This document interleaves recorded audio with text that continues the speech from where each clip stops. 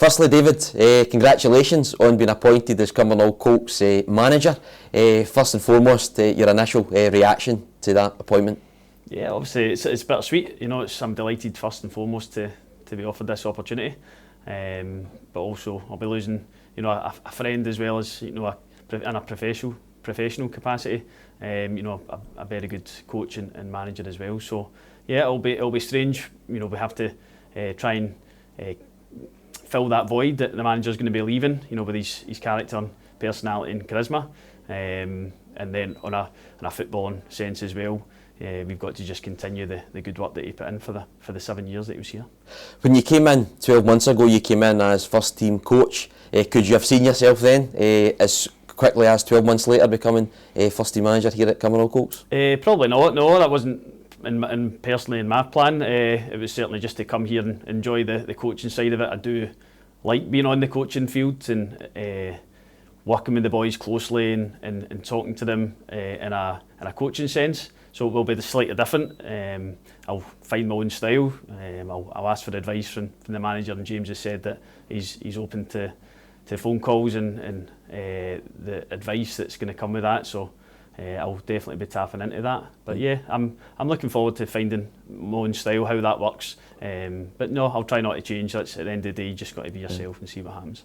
And now that you're in the hot seat, would it be fair to say that the last year's been good preparation for us rather than coming in cold with your new coaching staff? You've had a chance to get to know the club, get to know the people, sort of bed in and take over the manager's job? Yeah, of course. It's been a kind of bedding in period in the sense that I've got to know the people, the faces, the friendly faces that are here every Saturday and then in training nights as well. So, in that sense, it's going to be a smooth transition. Obviously know the majority of the players now, and the majority of players that we've got signed up, are aware of what the plans are. And everybody's keen to get started for pre-season. So, no, it's been a great, enjoyable year, although we know we can do better in the league. We know that we can finish up higher, but we'll be aiming for that and we're striving towards that. That's all we can do. Great stuff. You've certainly not wasted any time in bringing in your coaching staff, bringing in people that you know. You've got Dan Dodds that's come in alongside you. He's going to be the assistant manager. You've got your brother Kevin Proctor, who's coming in as first team coach. Just give us your initial reaction to getting that sort of backroom team alongside you so quickly. Yeah, no, delighted that Dan and Kevin have both agreed to come in and they'll be a big part of it. I've known Dan for a long time from my time at Inverness and then Dundee United for a wee spell. So he'll be massive. He's the type of character that the boys will look up to and respect. He's obviously got knowledge at all levels at Scottish football, so we'll definitely tap into that. And then Kevin, my brother's, a really keen coach and loves working with the boys and seeing them develop, and will be able to help and pull him aside if he needs to as well. So no, it's definitely a good balance, hopefully, and we'll see how it goes. Obviously, you've had a lot of loan league experience yourself in terms of where you were a player at East Kilbride, interim manager, I think, as well at a point at East Kilbride. You've obviously had the transition to Cumbernauld Colts, been first team coach a little spell towards the end of the season as assistant manager. So certainly you'll feel yourself, would it be right to say that you've gained plenty of loan league experience to take Cumbernauld Colts forward?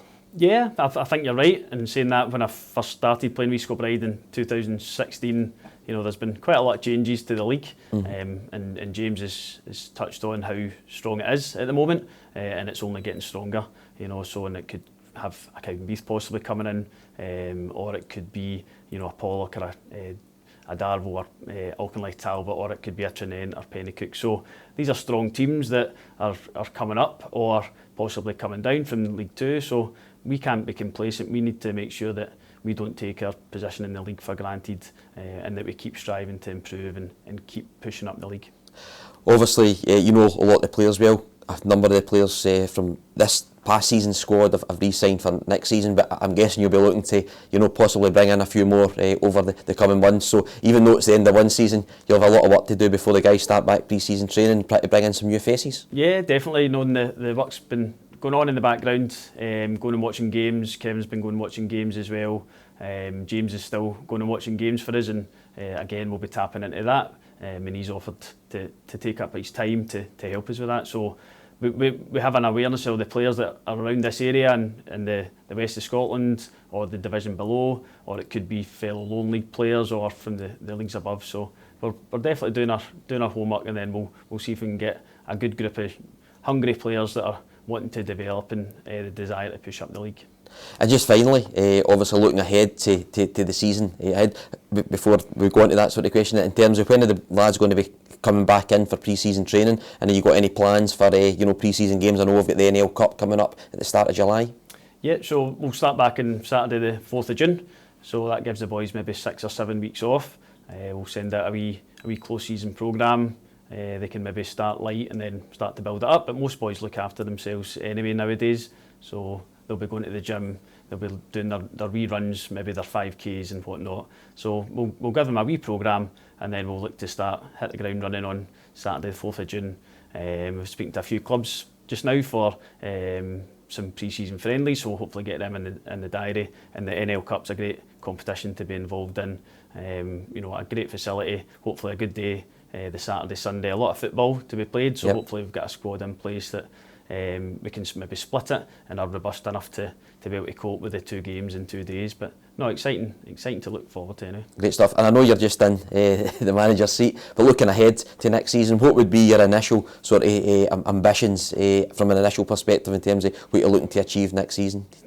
We're just looking to build on all the work that James has done over the last 7 years, and obviously alongside Craig McKinley as well before that. So we're just looking to keep progressing the club on and off the park. If we can just keep aiming for that top half, certainly, keep striving towards that and making sure that we're competing at the top end and not at the bottom end, and then we'll just take it from there, to be honest. Great stuff. Thanks very much, and we wish you all the best in the season ahead, David. Cheers, Stuart.